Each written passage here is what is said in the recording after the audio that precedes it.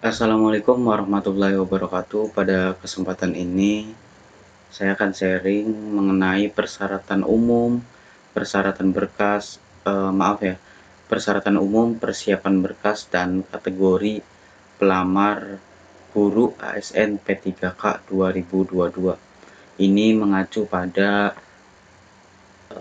persiapan Bapak Ibu ketika mengikuti seleksi tes P3K. Jadi ada persyaratan dan persiapan khususnya untuk guru agar Bapak Ibu bisa disiapkan dari sekarang.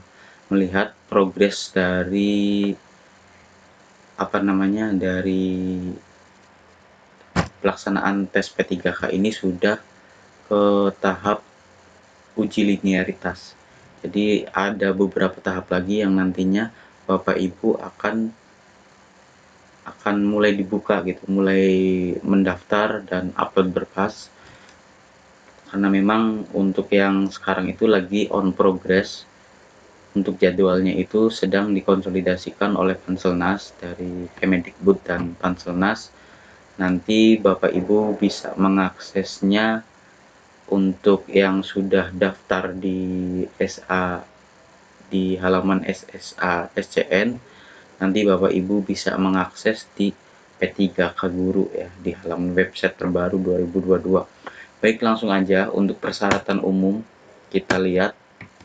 Persyaratan umum ASN P3K 2022 bagi Bapak Ibu yang sudah pernah mengikuti seleksi di P3K 2021 mungkin tidak jauh berbeda dengan persyaratan umum di 2022. Jadi ini yang fresh graduate yang baru mengikuti tes P3K ini harus jeli dari poin per poin, harus bisa dicermati ya. Yang pertama itu persyaratan umumnya, pelamar merupakan warga negara Indonesia. Dan yang kedua, usia minimal adalah 20 tahun dan maksimal 59 tahun pada saat pendaftaran. Jadi maksimal 59 tahun ini pada saat usia pendaftaran. Ya, kemudian untuk yang poin 3, tidak pernah dipidana dengan pidana penjara berdasarkan putusan pengadilan yang sudah mempunyai kekuatan hukum tetap karena melakukan tindak penjara 2 tahun atau lebih. Nah, ini untuk yang ketiga ini Bapak Ibu harus bersih dari tindak pidana atau yang melanggar hukum lainnya. Kemudian untuk yang keempat, tidak pernah diberhentikan dengan hormat, tidak atas permintaan sendiri atau tidak dengan hormat sebagai pegawai negeri sipil, P3K, prajurit negara Republik Indonesia, atau diberhentikan tidak dengan hormat sebagai pegawai swasta. Ini benar-benar untuk yang poin keempat ini harus bisa disikapi ya. Saya yakin untuk yang fresh graduate yang baru lulus dari kampus atau lulus kuliah itu tidak tidak bisa menghindari poin 4 ini. Kemudian yang kelima, tidak menjadi anggota atau pengurus partai politik. Nah, Bapak Ibu, ini perlu disikapi juga karena memang di sini tahun sekarang itu tahunnya politik gitu ya, tahun politik. Jadi ada beberapa nik yang nomor induk kependudukan itu ada yang disalahgunakan, termasuk untuk mendaftar anggota parpol. Bapak Ibu bisa cek nik di website KPU apakah nik tersebut disalahgunakan atau tidak. Yang jelas ketika Bapak Ibu akan mengikuti tes seleksi P3K harus bersih ya. Namun ketika ada nik yang disalahgunakan, misalnya Bapak Ibu tidak merasa mendaftarkan anggota parpol, tapi tercantum di nik Bapak Ibu itu tercantum anggota parpol, silahkan laporkan pada KPU di wilayah masing-masing untuk dihapus, karena ini akan berpengaruh pada persyaratan umum ASN P3K 2022. Silahkan Bapak Ibu sikapi dari sekarang dan cek dari sekarang juga di website KPU. Poin yang keenam, memiliki sertifikat pendidik atau kualifikasi pendidik dengan jenjang paling rendah sarjana atau diploma 4 sesuai dengan persyaratan. Nah, untuk yang Bapak Ibu kemarin pendataan, itu kan ada yang masa kerjanya lebih dari 3 tahun, namun tidak memiliki ijazah S1 atau sarjana. Ini khusus yang administrasi sekolah, biasanya itu eh, apa ya, tidak ada ijazah yang maksudnya masih ada ijazah yang masih menggunakan ijazah SMA gitu. Jadi nanti ada regulasi lain, ini khusus yang P3K guru, baik itu prioritas dan pelamar umum. Nah, untuk yang tenaga administrasi sekolah, Tendik, itu nanti ada regulasi lain atau aturan lain selain dari persyaratan umum ASN P3K yang ada di website P3K Guru. Kemudian yang ketujuh, sehat jasmani dan rohani sesuai dengan persyaratan jabatan yang dilamar. Yang kedelapan, surat keterangan berkelakuan baik. Ini bisa Bapak Ibu nanti untuk yang surat keterangan berkelakuan baik, nanti apakah ada form di salah satu website Kemendikbud atau emang nanti dibikin sendiri atau dari sekolah instansi masing-masing, nanti kita tunggu informasi berikutnya. Yang jelas untuk poin ke-8 ini harus ada ya, karena ini mencakup untuk persyaratan umum. Kemudian yang ke-9, persyaratan lain sesuai kebutuhan jabatan yang ditetapkan oleh menteri yang menyelenggarakan urusan pemerintahan di bidang pendidikan, kebudayaan, ilmu pengetahuan, dan teknologi. Untuk persyaratan lain sesuai kebutuhan jabatan itu ya dimaksudkan ini aturan yang ada di Kemendikbud. Misalnya untuk yang lulusan lulusan eh, lulusan yang non pendidikan tapi dia itu ngajar gitu ya, atau misalnya TIK nih, TIK, terus kemudian ada syarat tertentu yang harus dipenuhi misalnya dari Kementerian Pendidikan atau Kemendikbud, ya nanti Bapak Ibu lampirkan. Ini penjelasannya, pemahaman dari poin 9 ini. Nah, setelah persyaratan umum, Bapak Ibu juga harus menyiapkan untuk persyaratan berkasnya. Untuk poin pertama, pas foto dengan latar belakang berwarna merah, format JPEG atau JPG, dan ukurannya itu maksimal 200 KB. Ya, saya yakin Bapak Ibu untuk persiapan foto itu sudah ya. Jadi yang belum background berwarna merah, ya silahkan bisa diedit secara manual kalau ada yang bentuk digitalnya. Kemudian surat pernyataan dengan ketentuan sebagai berikut. Surat pernyataan diketik dengan komputer bermaterai 10.000 dan ditandatangani sendiri dengan tinta hitam, dibuat pada saat tanggal pendaftaran. Ini untuk formatnya biasanya disediakan oleh Kemendikbud sendiri atau dari BKN. Nanti informasi berikutnya itu atau yang dari format tersebut itu menunggu kalau persiapan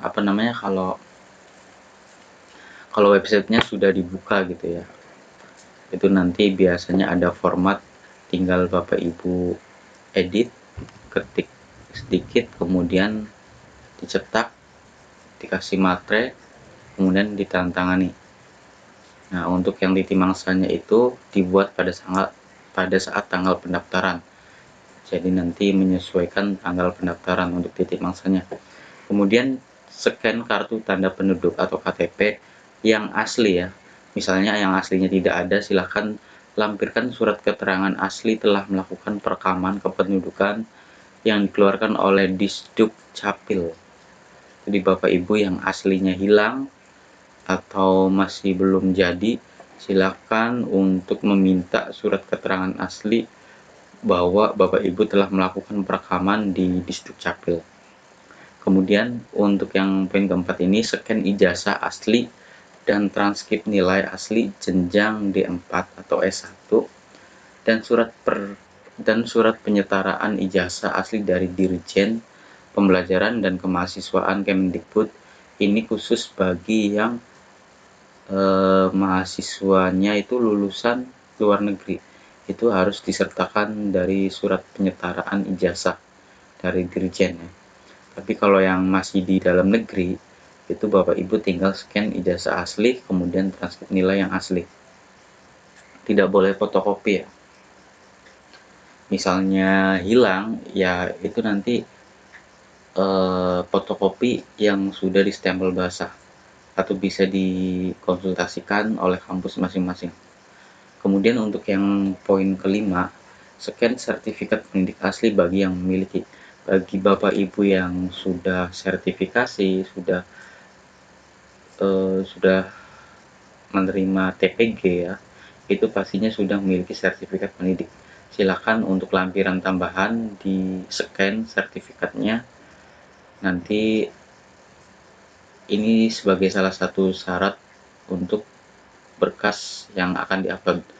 Kemudian yang keenam, bagi pendaftar penyandang disabilitas, menambahkan surat keterangan penyandang disabilitas dari rumah sakit atau puskesmas milik pemerintah, dan melampirkan link video singkat melalui kegiatan sehari-hari dalam menjalankan tugas sebagai pendidik.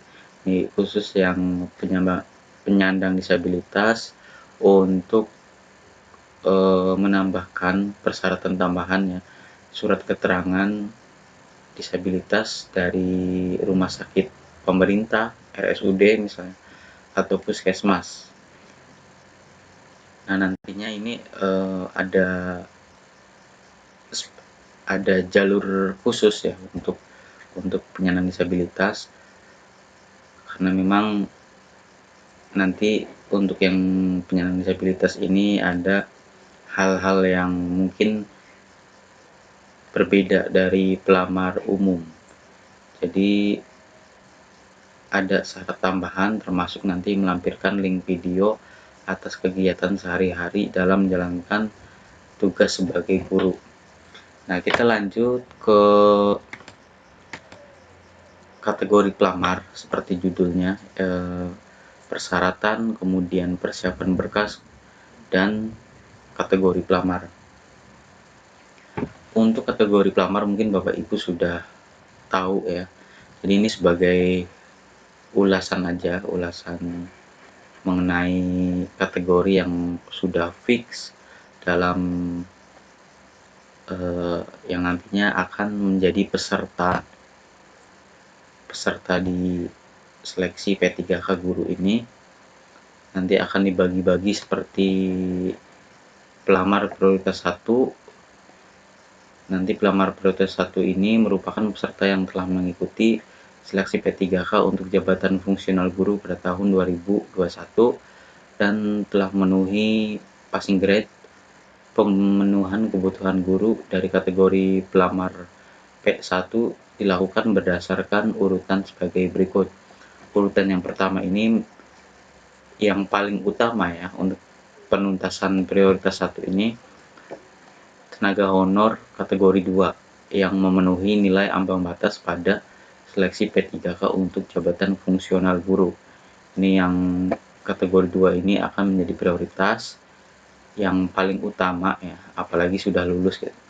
Kemudian yang kedua, guru non ASN yang memenuhi nilai ambang batas pada seleksi P3K untuk jabatan fungsional guru tahun 2021. Ini guru yang ada di sekolah negeri tapi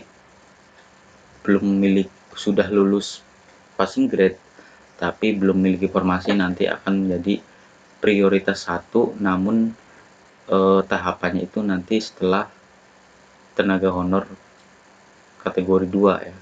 Nah, setelah poin 1 dan poin 2 ini sudah dipenuhi, maka nanti prioritas 1 ini lulusan PPG yang memenuhi nilai ambang batas pada seleksi P3K untuk jabatan fungsional guru tahun 2021. Nah, untuk lulusan PPG ini baik itu negeri atau swasta, biasanya ini dari swasta ya, karena yang paling cepat atau yang punya kesempatan untuk mengikuti P3K guru swasta itu ya yang lulus PPG tersebut, atau yang sudah menerima sertifikat pendidik, kemudian lulus sesuai nilai ambang batas di tahun 2021 nanti akan menjadi prioritas 1 yang nantinya pada poin ketiga. Nah, untuk yang poin keempat ini, guru swasta yang memenuhi nilai ambang batas pada seleksi P3K untuk jabatan fungsional guru tahun 2021.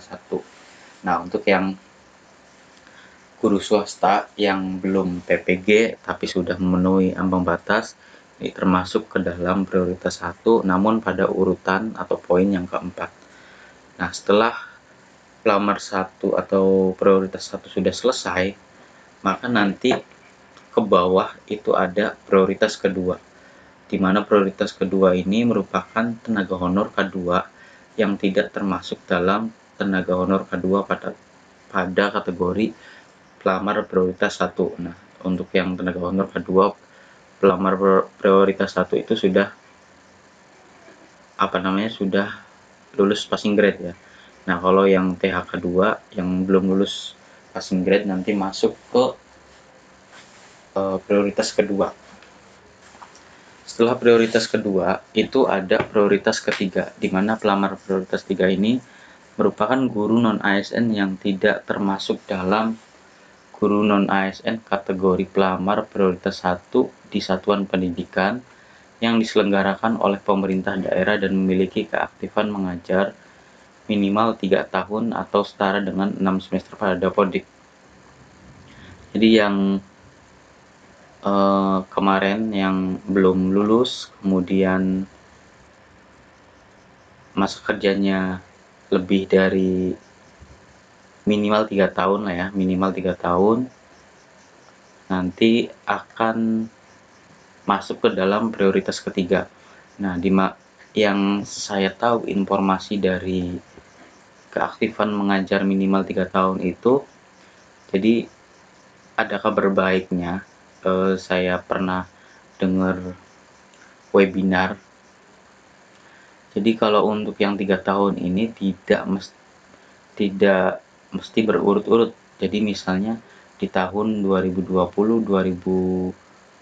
misalnya ya, keaktifan mengajar misalnya dari 2015, 16, 17 itu tidak mesti berurut seperti itu. Misalnya Bapak Ibu masuk di 2015,